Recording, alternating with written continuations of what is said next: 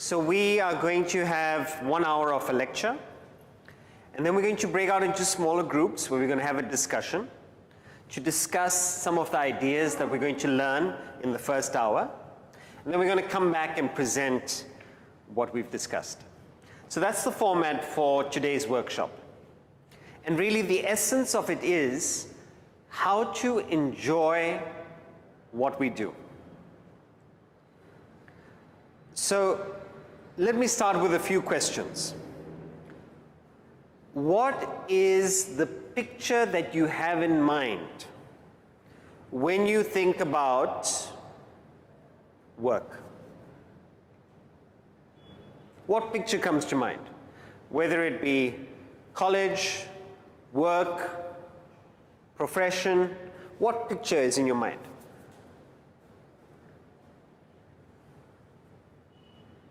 How do you look in that picture? Yes? With the laptop, like if I'm picturing myself, or if I'm thinking of work, then I'm picturing myself working in an office with the laptop. Okay. In the office, on the laptop. Anyone else? Smiling? Sorry? Are you smiling in this picture? Focusing on the work. Focusing? Okay. And Tired? Uh-huh. Let me put it in another way. What is the opposite of work? What is the opposite of work? Relax. Same. So relaxation, rest is the opposite of work. This is how we're explaining it. So you're not worried about anything. Sorry? Not worried about anything. Not worried about anything. Okay, good. Not worried about anything. What is our concept of rest? Now what picture comes to mind?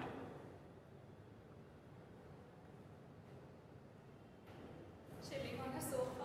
Chilling on the sofa. Rahul, for you? Inner peace. Okay. For you, what is relaxation?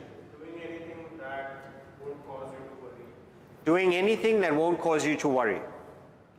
For any of you, is your concept of relaxation, peace, chilling in the office with the laptop? Our concept of peace is anything but work. So there is peace and there is work. And in fact, we feel that we're only living when we're not working. This is a problem. And that's why the whole world is geared towards TGIF. What does it stand for? Not the pub restaurant. Thank God it's Friday. Why do we thank God it's Friday? Because it's the weekend.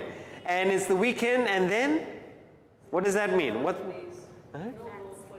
No work for 2 days. It means we can do what we want to do. But hang on. It also means that the other 5 days, or sometimes 6 days, we are doing something we don't want to do. That is a problem. Because if you are living your life 5 days of struggle to enjoy 2 days of peace, problem.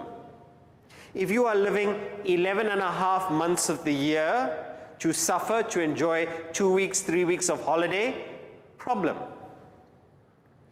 50% of our adult life is spent working. And if we don't enjoy it, if we're only looking forward to escaping from life, escaping from work, what kind of life is this? And throughout the world it's the same. I'm from South Africa. And I remember growing up, and we would listen to the radio on the way to school. And Monday morning, we're listening to the radio, and the radio jockey says, "Oh, friends, don't worry, you're gonna be okay." And I remember as a child thinking, what happened? What's wrong? No, you all have the Monday blues. but together we'll get through it. I remember thinking, like, what's wrong with school? What's wrong with Monday? And everybody in commiseration. They're all grieving Monday, Monday, Monday. And then Tuesday comes, same on the radio, he's saying, well done, we survived one day, 4 days to go. Wednesday, midweek, come on, we're almost there. Thursday, excited. Friday, nobody's working. They're so excited for the weekend. What is this attitude that we've developed? But it's true. You go on a Monday morning to the school or the college, or just stand on Marine Drive and watch the people, sometimes in the back seat, sometimes driving, watch their faces. Everyone looks like they're going to a funeral that we've chosen. Let us change this attitude. Now I want us to take 2 minutes. Just pause, you've got your notebooks. Write down an aspect in your work life that you would like to improve. So we need, can we have 2 notebooks here? Oh, you have? Oh, you need a pen. Okay. Right, so I want you to write down an aspect of work life that you would like to improve. Right, we just pause for 2 minutes. And then what we're going to do is we're going to share principles that can perhaps change the way we relate to work, that we can convert TGIF into TGIM. Thank God it's Monday. All right, 2 minutes, write down what you would like to improve about work.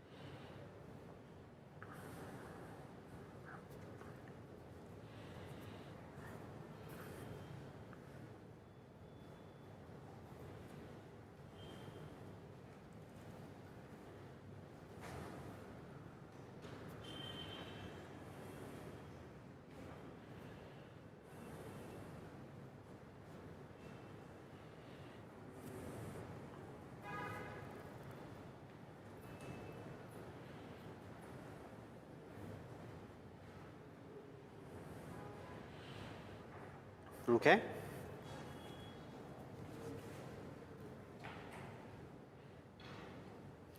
What is it about work that we do not find restful?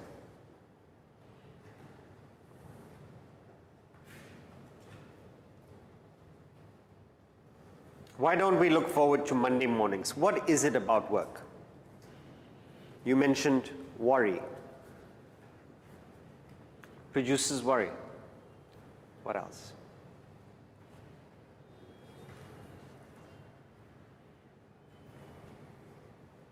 I look forward to Monday mornings. You look forward to Monday mornings. I'm off. Sorry? I don't work on Mondays. You don't work on Mondays. So your Monday is your Monday is off. is your Friday. Monday is like Sunday. So how do you look forward to the first day of work?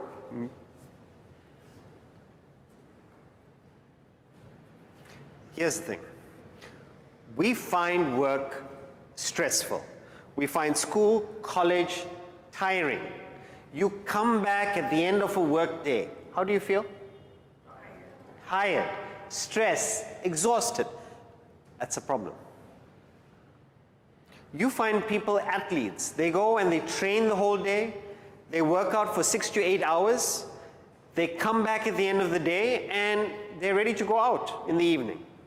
So it is not the activity, there is something else that is causing the drain, is causing the tiredness.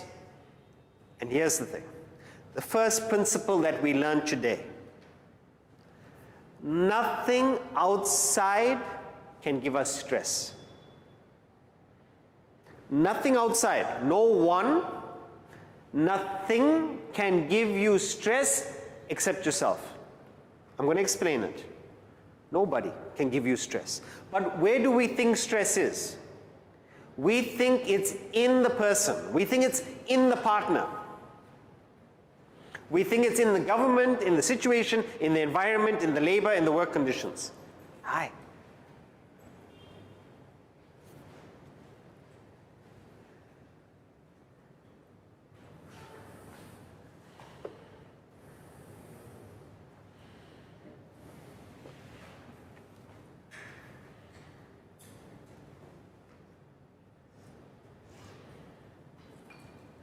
Everybody's looking forward to Friday evenings because it means no work.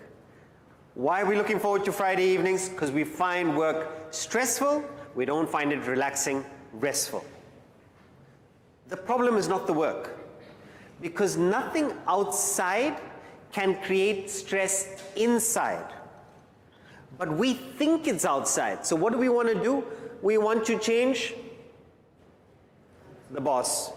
We want to change the colleagues. Colleagues are not very nice.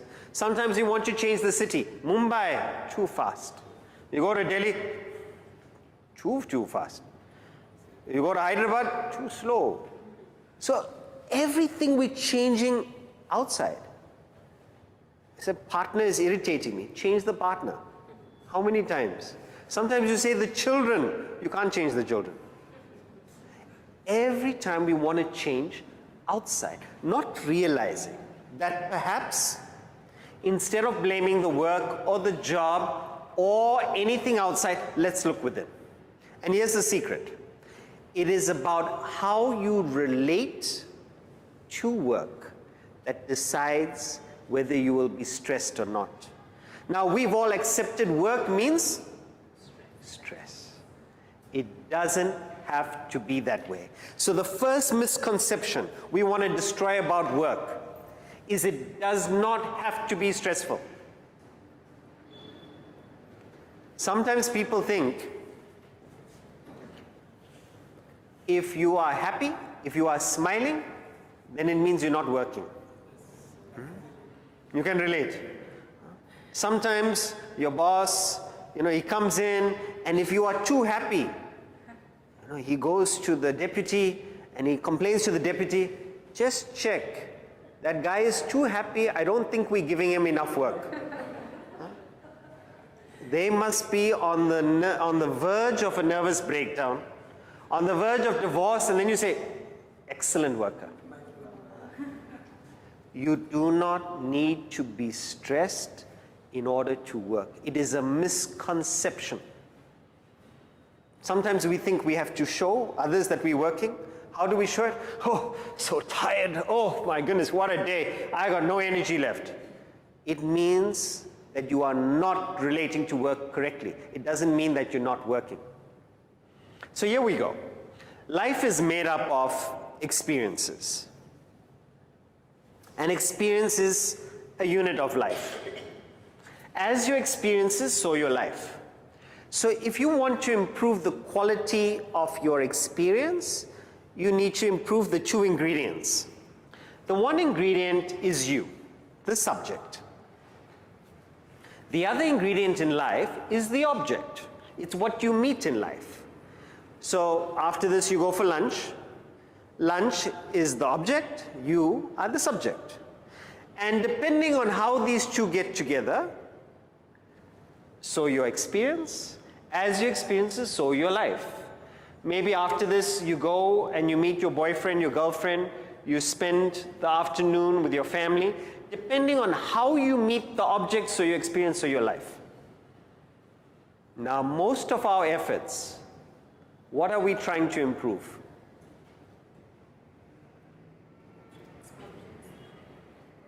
Object world.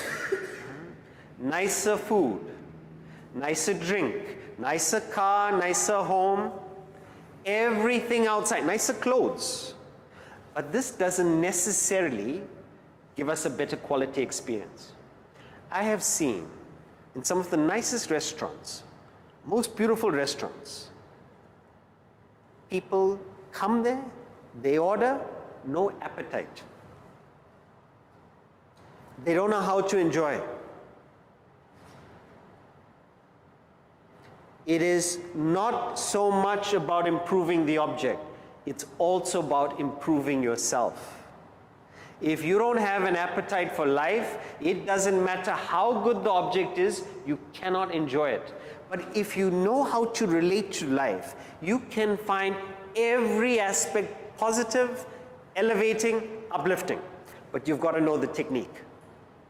And this is it. Living is an art, a skill, a technique. But it's got to be learned and practiced as you would to play a game or fly an aircraft. You ever tried cricket? So if I ask you to bowl, it needs to be learned and practiced. You can't just first time pick up the ball and bowl it straight middle stump. It needs to be practiced, learned. If I ask you to play the violin,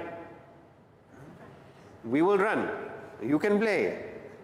You need to learn and practice it. But the same thing with living. If you find a person who has a beautiful relationship, is enjoying work, is happy, that person has learned the technique of living. Go and find them, go and learn from them. Because if you can do living well, you've thought about it. You've got it right. There are people who are successful materially, but ask them, are you living well? Have you got living right? So I lecture to a lot of CEOs, entrepreneurs, and they'll have maybe one or two aspects right in their life. So maybe they're marathon runners or they're training, doing well, business is growing, scaling it, but they're alone. Can't relate to the family. Or they've got the family, but they don't have the health. Some aspect or the other is missing. And all the motivation is in growing the business. Now, we're not saying remove that motivation. Change that motivation to be good at life. Are you good at life? Have you got life down well? What are you doing to improve better life? What skills are you developing? So what we're saying here, the technique of living is how do you relate to work so that work, instead of being tiring, stressful, becomes fun. Oh, I like that. What else? Enjoyable. What else? Energizing. Something you look forward to. How many of you play a sport? Which sport? Badminton. Sorry? Football. Swimming. Football. Okay. Anybody here? Okay. So in sport, you'll have a badminton game. Is there effort involved in badminton? There's effort. Is it something that you look forward to? How do you feel after the game? Cheerful. So look, you're putting in effort. While you're having the game, you're enjoying it. After the game, you feel satisfied. Why can't we treat work like our sport? You're putting in effort, but you're enjoying it. You want to improve. Maybe you think afterwards, I should have played the smash. I got to get the smash right. It's a bit of wrist work. You're thinking along those lines. Or how can I do the lob better? You're wanting to improve. What if we could make work our sport. But in order to relate or change the way the subject meets the object, we need to change our thinking. We've accepted that work means stress. Rewire, reconfigure, and how do we make work enjoyable? Albert Einstein says, we cannot solve our problems with the same thinking that we use to create them. What it means is, if we find work stressful, it's because of that kind of thinking. We need to change our thinking to make TGIF into TGIM. How do we do this? Every human being is made up of 3 equipments: body, mind, and soul, yes. But we're not going to discuss soul today. Body, mind, and intellect. Here you go. The body is your vehicle. It moves you from experience to experience. What we're interested in is who's driving the body. And there are 2 drivers in the body. The one is your mind, the other is the intellect. They are both your thoughts. So we'll go one by one. The mind. What is your favorite color? Sorry? Purple. And yours? Pink. Black. Purple, pink, black. What is your favorite food? Everything. You just like to eat. Mm-hmm. Yours? Sorry? Indian food. North Indian, South Indian. Ask somebody North Indian, South Indian, they said Gujarati. What's your favorite food? Uh-huh. Dal rice. Comfort food. Each one has a different preference. Where does that preference come from? Could be from your childhood, could be from your upbringing, could be from the region that you're from. That is your mind. So your biases, your beliefs, your preferences, that's all the mind. And if I was to ask you, why pink? It just makes me feel relaxing and chill. Makes me feel. You see that? That's the mind. It's feeling, emotion, like and dislike. It's not a reason. It's not pink because, and you give a whole list of reasons why pink. I just like it. Makes me feel good. This is the mind. Desires, impulses, attachments, this is all the mind. One thing that all these qualities of the mind have in common, it's like your heart. It doesn't reason. There's no rational. It just feels. So the mind goes, flows. Its job is not to think. The intellect, on the other hand, is that part of you which can pause, take a step back, and reason, judge, decide, think. Now, when we have to make an action, these 2 drivers are talking to each other. One, you can go with your impulse, you can go with what you like, or you can go with what you think, what you reason. Now, when we are making decisions, which one are we using? Mind or intellect? When you're choosing what to eat for lunch, mind or intellect? Mind. Okay, that we're clear about. When we're choosing a life partner, mind or intellect? Mind. Both. Which one? Huh? Doesn't matter. Too late now. Now I realize I did not use much intellect. They said, very few people question, do I need marriage? Why should I get married? But after marriage, everybody questions. The idea here is think before we act, because the mind's default setting, because it's part of you, the mind's default setting is to look for instant pleasure.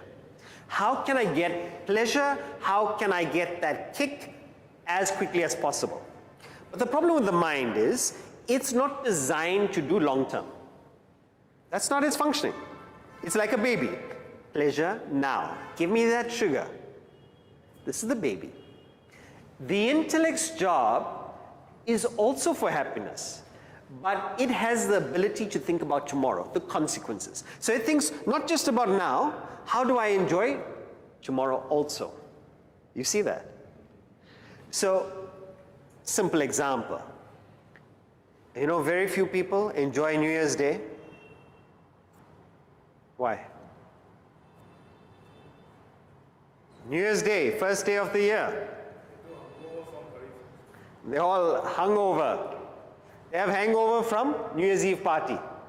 Why? New Year's Eve, the mind gets involved, indulges, goes completely overboard. Next day you wake up, headache, everybody horizontal. What if your intellect came in and said, hey mind, let us enjoy the party, New Year's Eve, but also let's take full advantage of the first day of the year also. So the intellect figures out, how do you enjoy now and tomorrow? Mind does not think about tomorrow. Mind just goes now. So when we work, when we interact with people, when we approach the things we need to do, if we approach with the mind, this is where all the stress happens, where the worry comes in, the anxiety comes in, the desire for colleagues to work the way you want, and that causes all the stress. And unless we pause and figure out what we need to change, work's going to remain stressful. So, if we want to change our relationship to work, it means moving from the mind to the intellect. It is the mind that needs to be managed. It's like a child. It's got good emotions, but it's also got negative emotions. And sometimes when those negative emotions take over, your sleep goes, your frustration, your anger goes. We need an intellect to keep it on track. So, how do we start using the intellect? How does the intellect decide whether we should do something or not do something?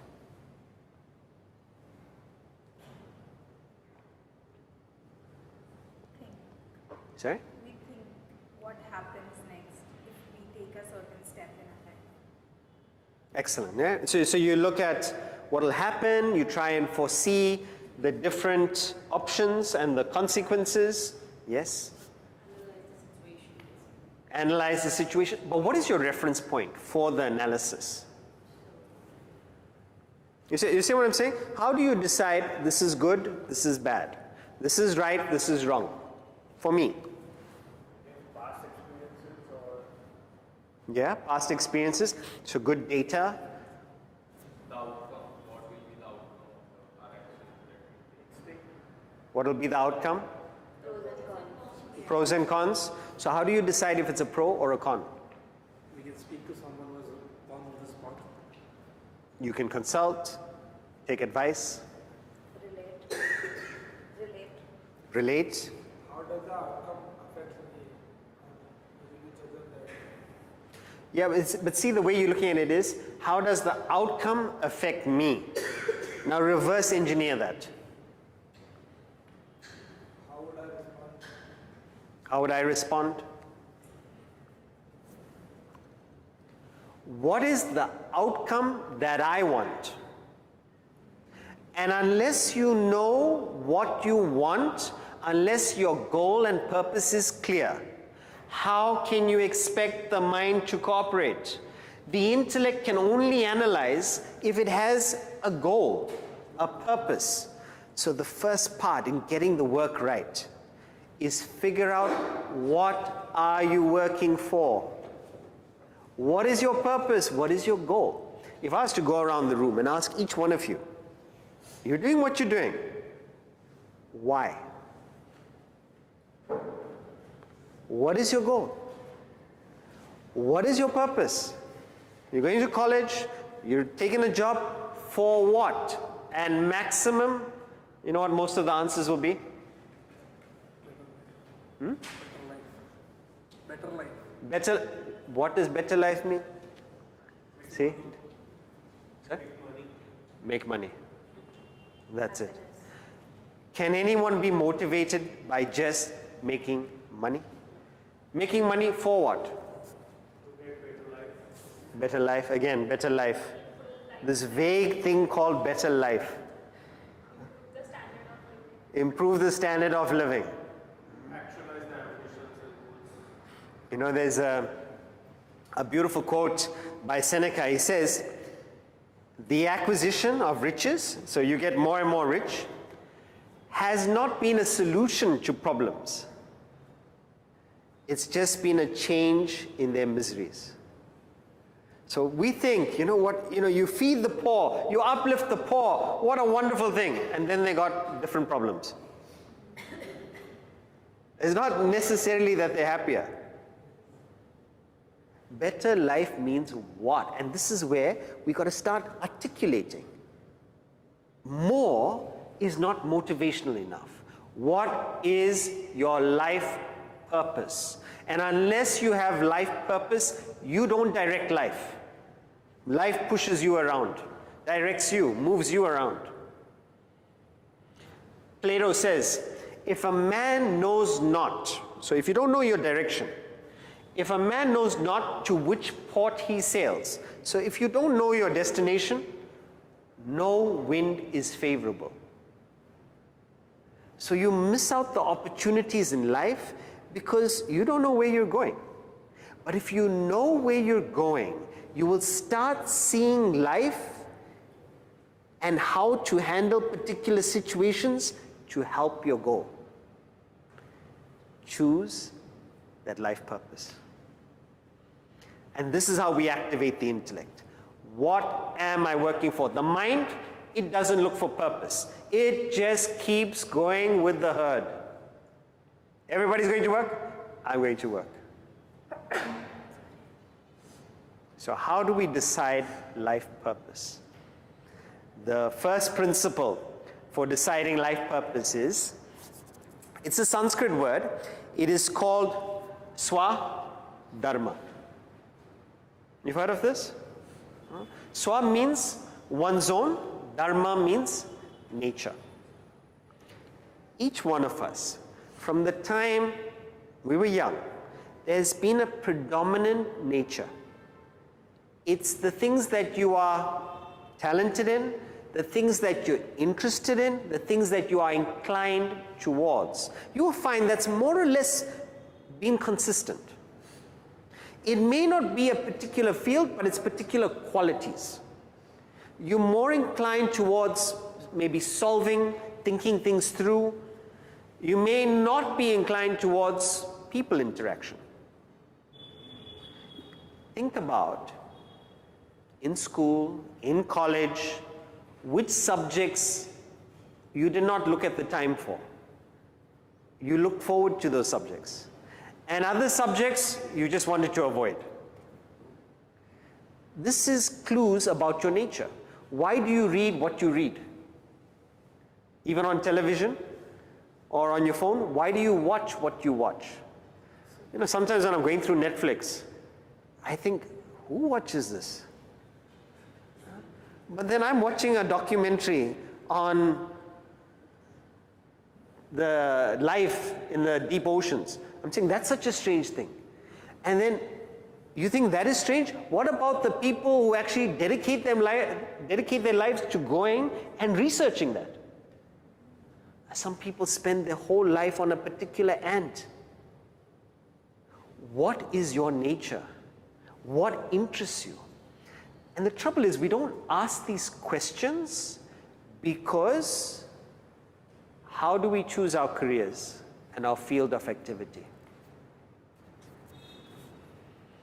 Think back when you were in that particular level, you had to choose your field, your career. What were the factors?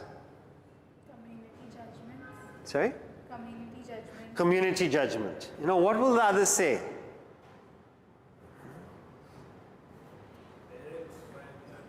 Parents, friends. what job pays the most. These are good factors. You know, sometimes they even look, there's a shortage of engineers, or now, you know, AI is coming, we need to take advantage of that. What if you're not a computer person and you're going and you're doing AI? That's not yours. What if you're humanities, history? So I went through a little bit of this dilemma because, as Vishal mentioned, family, okay? So I was from a third generation business family, so almost set. And I didn't know how to think for myself at that time, but almost set means you were born to take over the business. Okay, never mind you're not designed for business, this is what you have to do.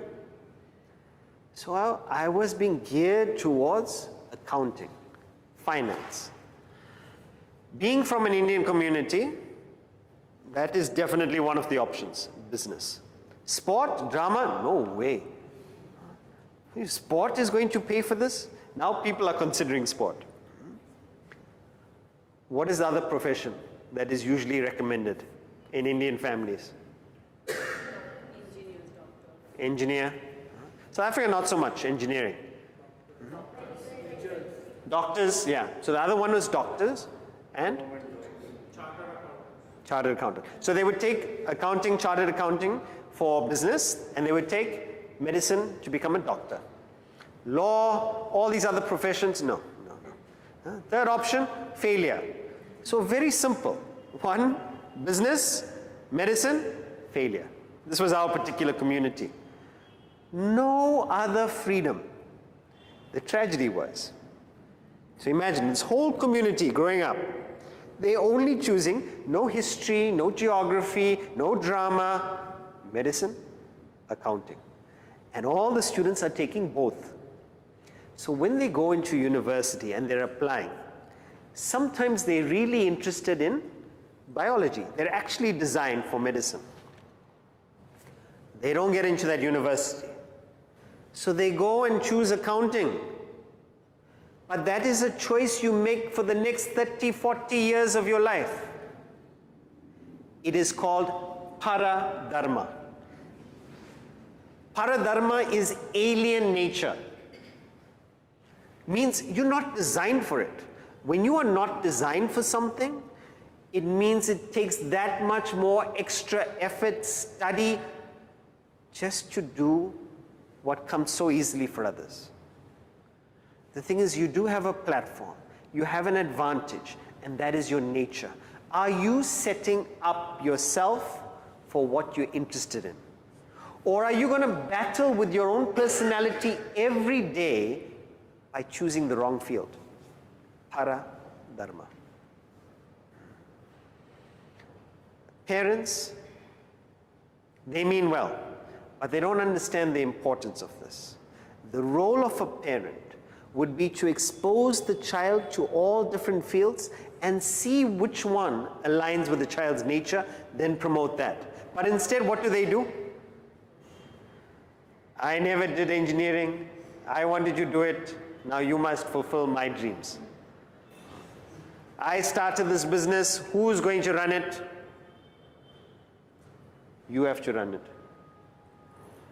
Deciding the child's fate even before the child is born. Sometimes, and I've met a lady in Delhi, she was expecting, she's saying, this child is going to be an engineer. I said, oh, how do you know? Maybe the child said something to her, maybe he's playing with the chords inside. How do you know? You don't know. And to impose that on somebody's nature when they're designed for something else, terrible. So here's the second principle in changing the way we relate to work. Find something you enjoy doing. And it may not be lucrative in the beginning, it may not pay as well, but because of your interest, it will make life better and have reward later. So the paradigm needs to change. And the paradigm is this. We are looking for wealth, success. But perhaps it is our definition of success that needs to change. Success, this is Albert Schweitzer. Success is not the key to happiness. You should interview so-called successful people. Not fulfilled, not content, not happy. But happiness is the key to success. If you love what you are doing, you will be successful. And that's it. How do we find something that we love doing? Now don't say my profession is to lie on bed and watch Netflix. What is it really? What kind of field, what kind of job would use your personality the most? Mark Twain, he says something similar. Find a job you enjoy doing and you will never have to work a day in your life. Avani and myself, we've been in this field sharing this philosophy called Vedanta. And Vedanta is the art of relating to life. We've not taken a day off for the last 18 years. No weekend, no Friday, no vacation, no holiday. Not because we're forced not to, it's because we enjoy what we do. Imagine if your weekend was your work. Why do you need a break? And that's it. The second principle of finding not just Swadharma, but in defining life purpose is who are you working for? If you work just for yourself, your motivation will be this much. If you work for a larger circle, your motivation will be that much more. If you work for a whole nation, the whole nation is behind you. Picture this. Suppose there is a problem and you're in charge of a group of people and one staff member comes to you and they're complaining. I think I need a raise. I think I need a Diwali bonus. Okay? How would you treat the staff member?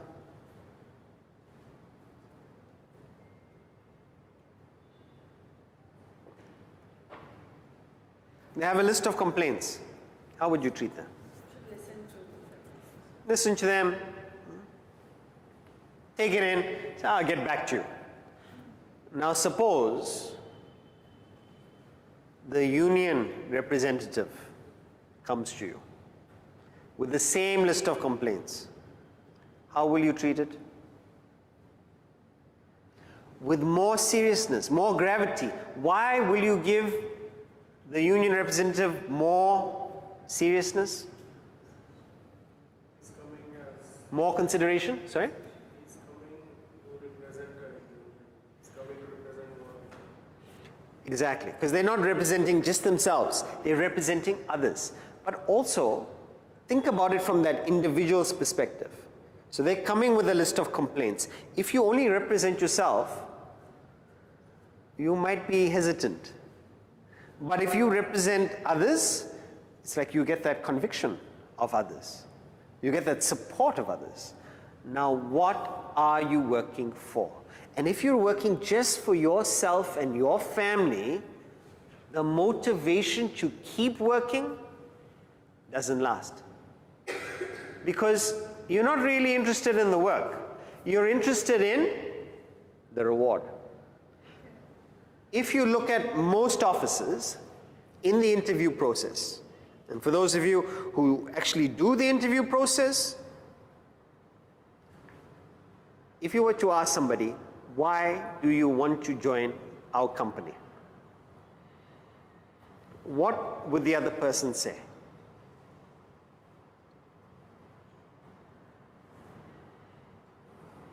Achievements of the organization. Sorry? Some achievements of the organization. Some achievements of the organization. Mm-hmm. To learn something, to learn few things. Learn something. The reputation the company has. The reputation of the company. Most cases, my experience is they're looking for a better package. Like typically when they switch jobs, for most people it's not that I want to go to just this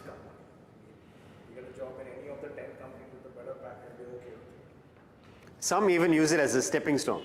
No, like I'll use your company to get renegotiate, get a better package. Bottom line is, most 95% of people are looking for that better package. They're not interested in the work, they're not interested in the company, they're only interested in the package. And in fact, suppose it was like this. Suppose the company was to say, look, my dear employee, you have a choice this month. If you come to work, you will get your salary. If you don't come to work, you will still get your salary. What will the person choose? To work.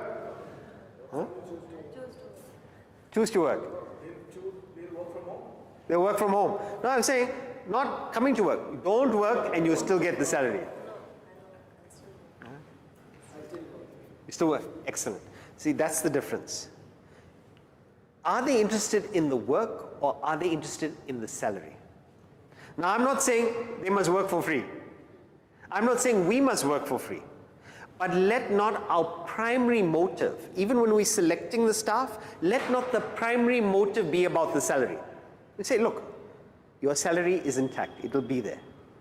But there's got to be something more for what you want. And then you're getting quality. Quality in yourself, quality in the person joining your company. So let's look at this diagram.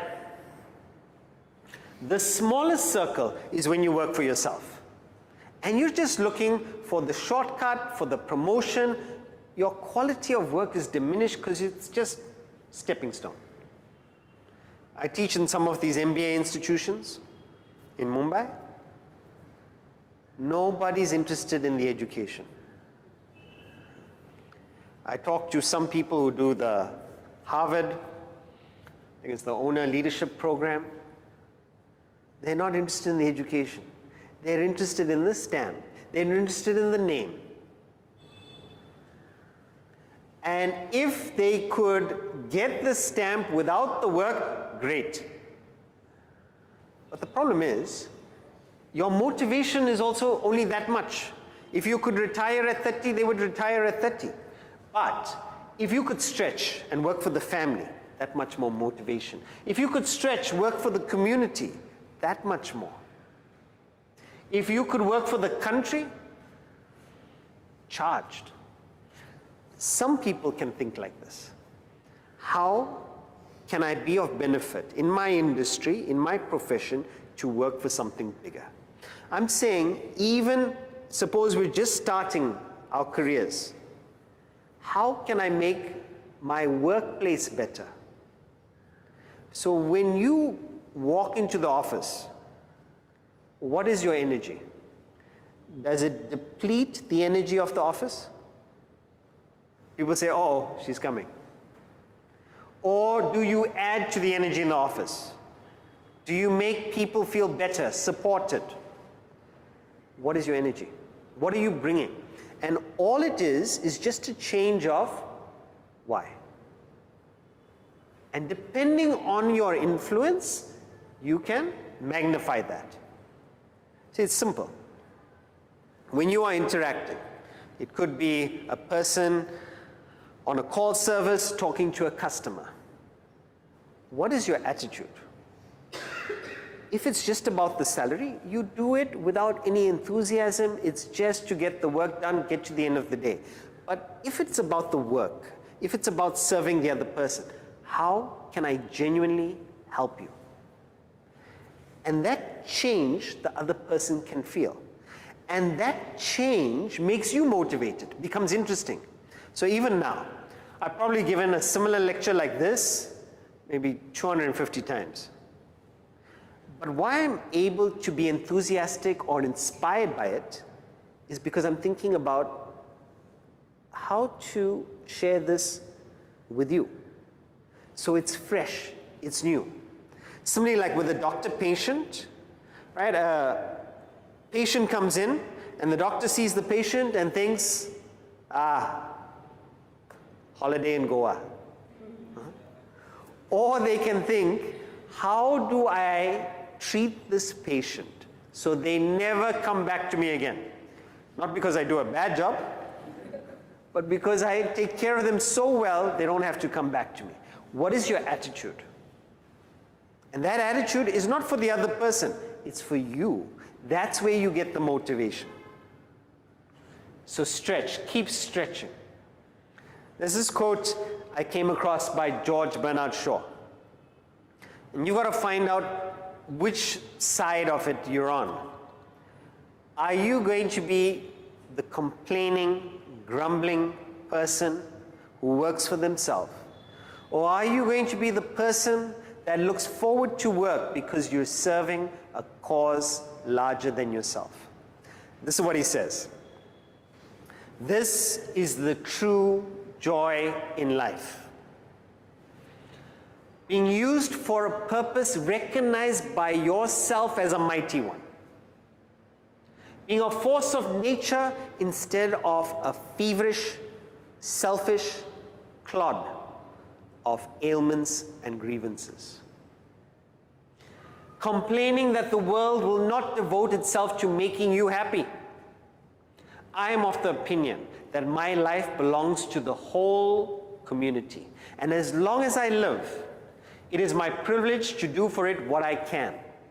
I want to be thoroughly used up when I die, for the harder I work, the more I live. Imagine making work an opportunity to serve, to live, to be used up. Wow! I've got something to offer, let me use it up. Now you might say, why work extra? It's not somebody forcing you to. It's you wanting to contribute. And it's an option. The one option is complaining, grumbling, that the world isn't giving me what I deserve. The other is, I just want to keep putting in and contributing to the world. What is the mental frame of this person? What is the mental frame of this person? You know, sometimes you get a group of people. I see this, usually a little bit older group. And they come together and they'll say, I know, my knee is troubling me. You know, it's not the same. Knee is a little bit of a pain. And the other person will say, oh, you've got knee pain. I've got knee and back pain. And the other person says, so what, knee and back pain? I've got 3 bypasses. And they comparing like this. Say, oh, 3 bypasses. I've got 2 divorces. And this is the conversation going on. Who is more miserable? What do you want to be? What kind of person do you want to be? And in order to change it, 2 things. Find out your Swadharma. Choose it. Even in your company, in your field, so you don't have to necessarily change your company or change your job, but try and find the right area or expertise that's best suited for you. And if you are a manager, if you're in control of other people, see how you can fit their personalities into the best place. Second, service, bigger circle. Now, having got all that, what do we want to do? We want to perform a perfect action. And if you do a perfect action, peace. A perfect action consists of the 3 C's. The 3 C's are concentration, consistency, cooperation. Concentration is your quality of action. Now, when you do an action, how much of your personality is there? Thanks to this wonderful tool, a lot of our conversation is diluted. So we'll be in a class or we'll be in a particular activity. You might be sending emails and then notification. So your thought force that was going in a particular way gets distracted, deviated, you reply to the message. But then you have to come back, get into it. We don't realize how much of our productivity gets robbed by this tool of distraction. We've got to figure out ways how to really make this a tool for our usage, because this is helping us not concentrate. You find what? You go home, having dinner with the family, it's a little bit of time that you've decided to be with the family, and then you find, I just replied to one message. And then you're replying, and then, because your partner sees you're on the phone, they take their phone out. And then children, they do the same. They're asking for the iPad. People don't need quantity of time. They need quality of time. So here's the thing. If we decide to do an activity, let's do it properly. Multitasking doesn't exist. It is an excuse for a restless mind that cannot concentrate. We say it's multitasking. I'm doing this, I'm doing that. No, it's because you can't concentrate on one thing at a time. The definition of concentration. Can anyone try? Yeah. So, I was going to ask a question. Sure. Right. So, see, sometimes you're doing one thing, but then you got to wait, because maybe you get a response in 1 hour, 2 hours. So why wait for 2 hours? And let's start doing something else. Definitely. Right? And then, that way you end up focusing on 2-3 things, and then you just keep jumping around those 2-3 things, and that's how really the multitasking happens, right? So then once you're in it, you can't get out of it. So for example, if you get a message, you're working on 3 things, you have to reply. You just can't keep waiting. Mm-hmm. So how do you just focus on that one thing and all of the other 3?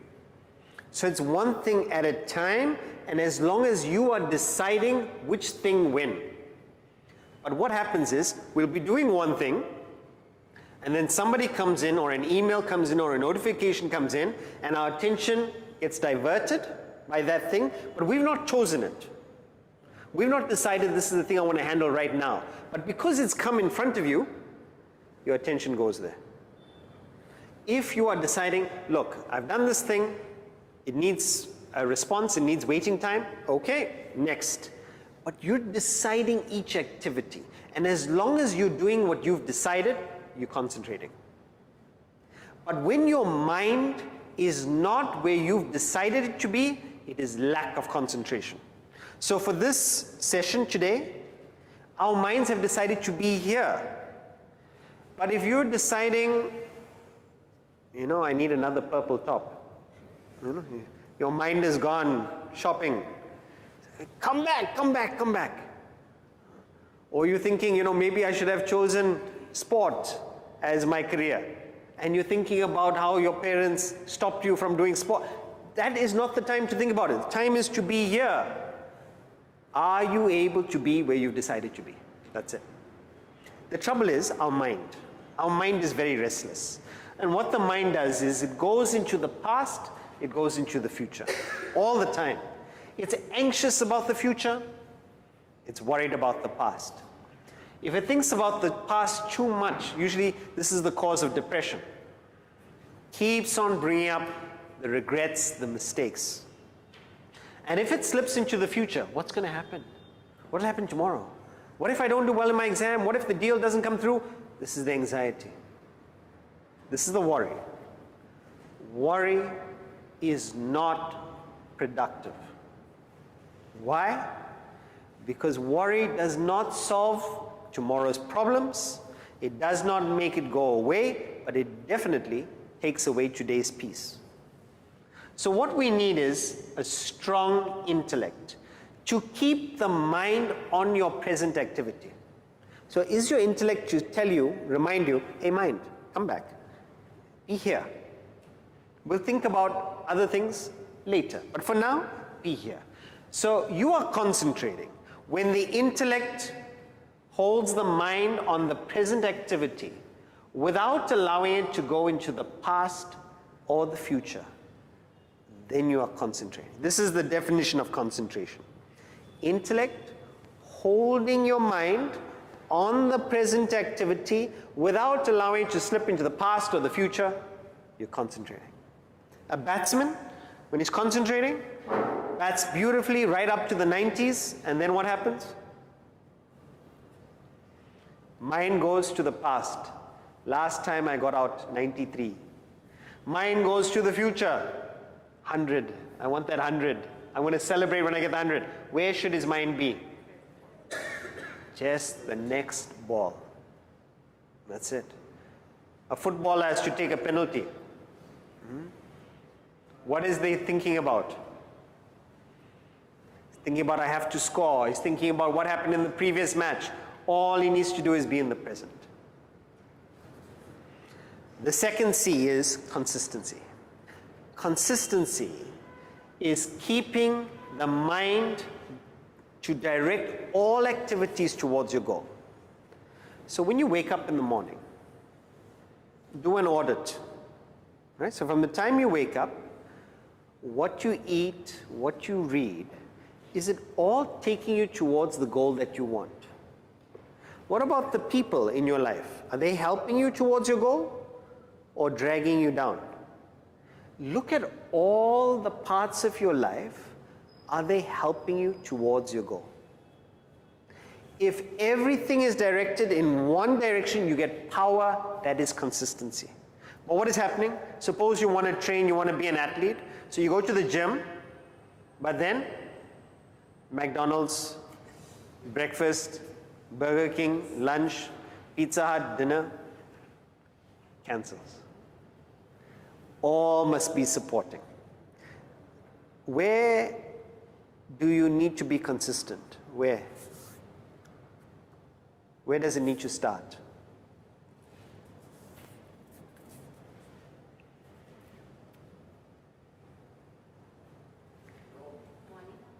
Home? Sorry? Morning habits, okay. Evening, it doesn't matter. Evening, you let go. Sorry? With ourselves. Where in yourself? Fingernails? Huh? In the mind. Yes. In our intellect and mind. In our thoughts. Remember, mind has no direction.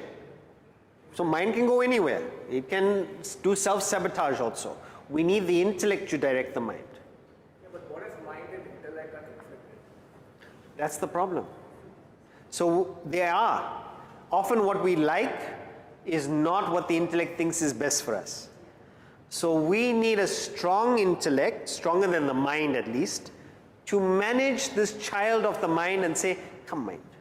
Not scold it, not suppress it, but educate it and say, hey, actually, this is what we want. I know you don't think so, because you want that candy, you want that immediate pleasure, but this will give us pleasure for longer. So we've got to educate the mind with our intellect. Lao Tzu, he says this, if we want consistency, you've got to start with the thoughts, the intellect talking to the mind. He says, watch your thoughts, they become your words. Watch your words, they become actions. Watch your actions, they become your habits. Watch your habits, they become your character. Watch your character, it becomes your destiny. If you want to know what your destiny is going to be, where do you need to look? Look at your thoughts. If you don't like where you are at the moment, change the thoughts, your destiny will change. But you've got to change the thoughts. But what are we doing to change our thoughts? This is the point. The last C is cooperation. Cooperation is when the intellect tells the mind, look, it is so easy to work alone because then you just do whatever you think you should do. But that doesn't have any longevity. So we need to put in an effort to work with others. Not easy. You have to listen to them, listen to their opinions, try to get them around, but you feel my view is right. Why waste time? If you don't have their support, how much more difficult it is. So cooperation means getting their support, having the conversations, getting the direction right. But we don't want to do that.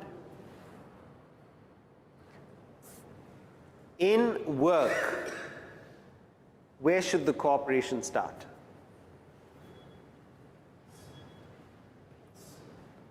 With us. To who? To the environment, okay. To your colleagues. Your colleagues, sometimes you have to cooperate with your supplier and customer. Supplier, customer. I would say, and this one we take for granted, even our family. You know why?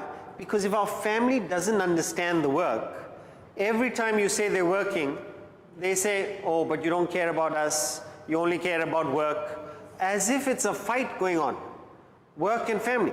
But if there's cooperation, if the partner understands what you're doing, if the children understand what you're doing, if you have that cooperation, how much easier? But we don't take the time to explain what we're doing, how we're doing it. Cooperation starts there. So it's easy to do it ourselves, to not talk about it, but you don't get the support. And how much can you achieve if you don't have the support? So there's an African proverb about running. And recently, something similar we've been seeing on billboards about Ratan Tata. He's also said something similar. He says, when you run alone, you run fast, no doubt. But when you run together, you run far. So if you want longevity, if you want sustainability, it means taking the time to cooperate, to work together, but you need to listen. Think where the other person is coming from and how best to approach them to move to what's better for your goal. So the 3 C's are, first C, concentration, quality of action. But you're only doing quality of action once a week. So what do we need?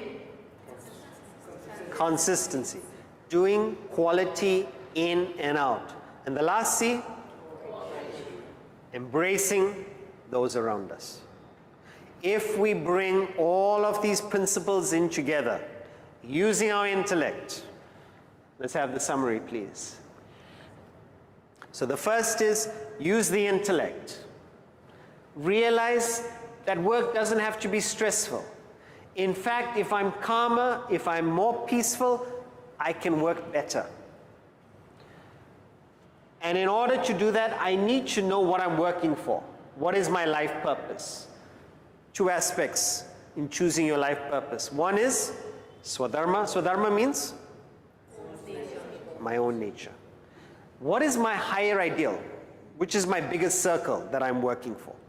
So you don't have to go too far. Say, I'm working for all living beings. You start, okay, with your family. You start with your colleagues in your department. Start there. And then perfect action, concentration, consistency, cooperation. If you apply all of these, it is possible that you'll wake up and say, thank God it's Monday. Not because you don't work on a Monday, but because you love what you do, you enjoy what you do. Have you heard of this term work-life balance? Yes. We should throw it out. Because what it means is, you've got work on one side, and then you've got life. And when you're working, you're not living. Work is a part of life. We've got to figure it out. That what we do is what we choose to do. And if we choose it and know how to relate to it, it can be something that we enjoy, something that helps us evolve. Okay? We spoke about the art, the technique of living. And how is it that we're not trained how to enjoy work? In fact, there's so many aspects of life we're not trained. How to deal with death, how to get on with a partner, how to keep a relationship going, how to be a parent. But this life education is available. And there is a place designed for young people who want to figure out life before living to come visit. And even for those maybe not so young but want to improve life, they're welcome too. So this is the Vedanta Academy where Avani and myself have studied near Lonavala. Nestled in the serene hills of Malavali, India, 108 kilometers from Mumbai, lies a campus which draws seekers of self-development. Founded in 1988 by world-renowned philosopher Swami A. Parthasarathy, the Vedanta Academy is created to develop the whole personality of young individuals through a 3-year residential course. The course curriculum is based on Swami A. Parthasarathy's 65 years of scientific research and writing on Vedanta, India's timeless philosophy on life and living. The program enables you to strengthen your intellect and gain clarity of thinking. With reflection and focused discussions, you find answers to all of life's questions. The intellectual development is accompanied with devotional practices to elevate your mind's emotions. The campus provides you with facilities to discipline your body through yoga, various sporting activities, jogging, and gym. There are also opportunities to engage in service for a higher cause in various areas of your interests. A carefully designed daily schedule nurtures spiritual growth and is supported by the company of like-minded seekers from diverse backgrounds. You can also experience the Vedanta Academy through shorter visits, corporate leadership programs, and customized retreats such as the Vedanta International Retreat for Adults and Life Decoded Youth Retreat.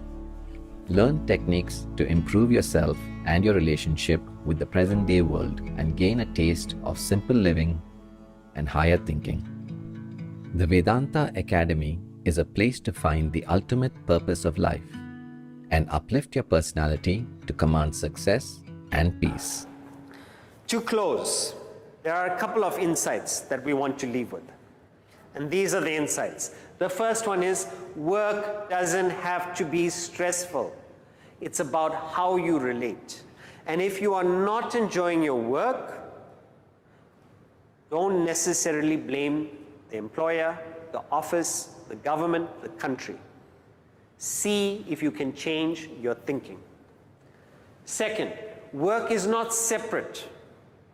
It's not something we do in order to live what we want. People think, I'll work very hard, then I'll enjoy my retirement. Go and talk to retired people. They are miserable. Retirement is when you slow down, you don't have all your faculties. Instead of retirement, we should look at rewirement. You may have to change your profession, but look how to keep yourself engaged. Work is a part of life. The third is, let us use work to grow and evolve. So it's something we look forward to. So we gave the example of sport.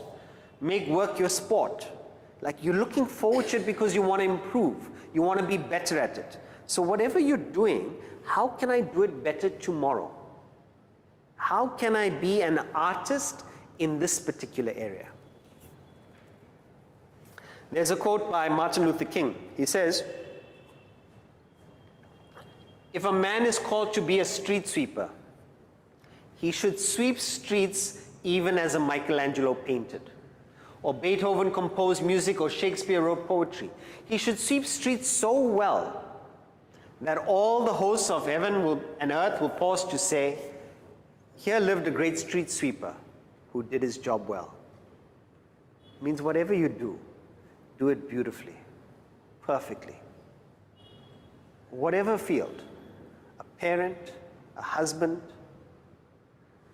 a professional, an accountant, whatever you decide to do, be better, do it perfectly. It all boils down to, are you working on yourself? Are you developing the intellect? And the only thing I would recommend to leave with from this is if we really are going to change, thank God it's Friday, to thank God it's Monday, where we're looking forward to living, looking forward to working, develop the intellect.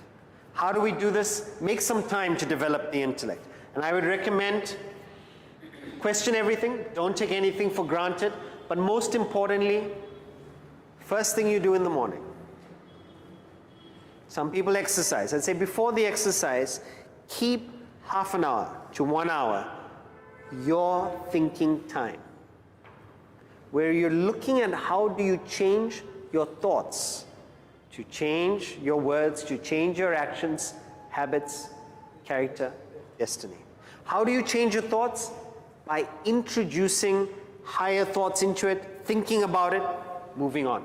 So how do we do that? I would recommend these 3 books. We have a few copies of the first book here. I would say start with this. Read a few pages a day, but think about it. It's not about finishing the book. It's about using the book to change your thinking. And just go in order. 1, 2, 3. These are the books that we study at the Vedanta Academy. There are 9 other books, but this is enough for a good life. But maybe to get some momentum, what I would suggest is join us for the youth camp. So for those under 25, come join us. It's from the 18th to the 22nd of December. If you need any support, let us know. It's open to those under 30. Yeah. So any of you, it goes up to 30, right? You're welcome to join us for the youth camp. For those of you who are older, we have one in January. Oh, sorry, we've got the wrong dates here. It's from the 13th to the 18th, the Vedanta Academy experience. All right? So 13 to 18 Jan is the older one. And for those of you who would like to come for the youth camp, under 30, 18 to 22nd of December. So there it is. And lastly, maybe one angle that you could also explore is we have a set of lectures on this website, vedantin.online. So you could watch the lectures. Just go one by one. Half an hour, think about it, move on. So that might support your study with the books. And lastly, that's my WhatsApp details. So if you have any questions from your study, you can connect and keep your learning, keep your improving going on. I'm going to finish with a quote, which sums up the theme of today's session, about how do we look at work and how does it fit into our life. Remember, this philosophy, Vedanta, it's nothing but the technique of living. So if you master it, this is how you will relate to work in your life.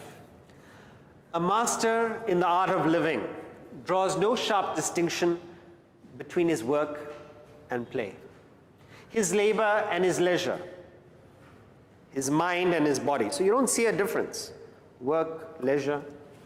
His education and his recreation. He hardly knows which is which. He simply pursues his vision of excellence through whatever he's doing and leaves others to determine whether he's working and playing. To himself, he always appears to be doing both. LP Jacks. It means work, play, rest, work, they're all the same. It's just part of your life, part of this journey of being better. One life, all aligned. That is, thank God it's Monday. I'm looking forward to life. I'm looking forward to work. Thank you for joining us. The books are at the back. Avani and myself are available here if you'd like to have a chat. Thank you.